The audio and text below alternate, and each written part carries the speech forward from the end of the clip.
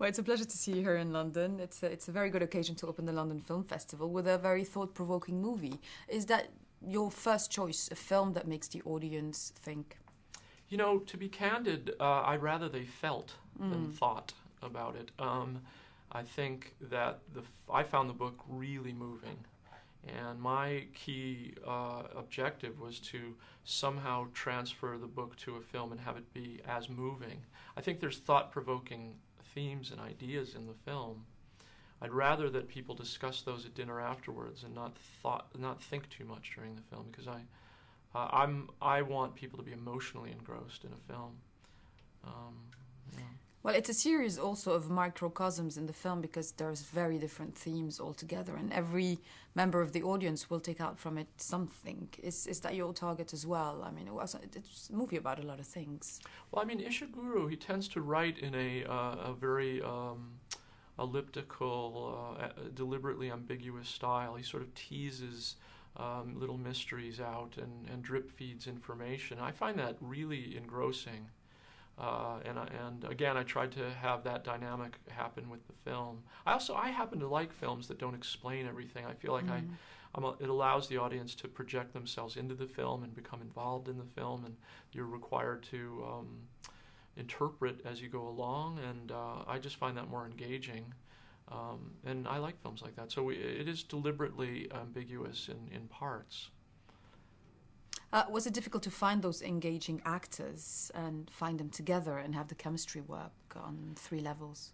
I mean, it was tricky in one sense, putting together the right balance of talented people so that it felt harmonious. Exactly. However, there's such a love for this novel, and Alex Garland's adaptation was so good that there were people pretty much clamoring to be in the film, and I wouldn't say we had our pick of anyone in the world, but we had quite a great amount of options of people that were desperate to play these roles. Was finding the right tone for each character quite important, because they're in this parallel reality? Well, I mean, the film is a sort of a triangular love story between these amongst these 3 people, and they needed to all harmonize in the way that they behaved and the way that they functioned in the story. I thought of it as trying to almost create like a musical chord with the 3 actors, and if there was any kind of disharmony or anything, I think it would have really hurt the film.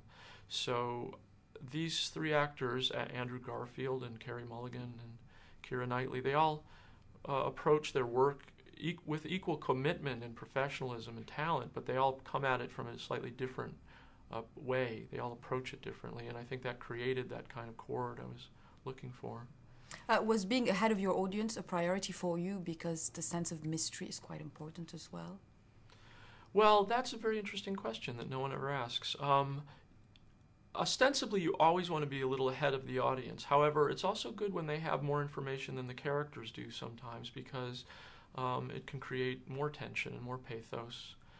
It's the classic example of there's a bomb under a car, and the person driving the car doesn't know it, but the audience does. That creates a lot of tension and suspense. So it's always sort of an interplay with being a little ahead and giving the audience just the right amount of information. But again, we took our cue from Ishiguro. There's a dynamic in his novels that's very clever. He has the narrator say, I'm about to tell you something very important, and then you only find out about half of it. And then you want to know the next half, and then they say, oh, no, I'm going to tell you something completely else. And then you get only half of it again, and it's a brilliant technique of sort of leading the viewer along, or the audience along, or the reader along. And another important aspect is also the cinematography, especially when you're talking about the beloved book. How much do you involve the writer in the look of a film? How much do I involve the writer? In the look of a film. How much did you ask him if, the cinematography was so beautiful? Was he involved at all? No, I would say he was very trusting. I mean, I think he wanted the film to have its own life and its own kind of soul. He describes it as like he was a composer of a song, and now we're doing a cover version. So he was very helpful and always available to us, but he was also very trusting and gracious about letting us make our own film in the way that we essentially saw fit. I think as long as he felt we were all in sync about the basic themes and what was important about the movie version of the book, he really let us alone and was just available to us when necessary. you.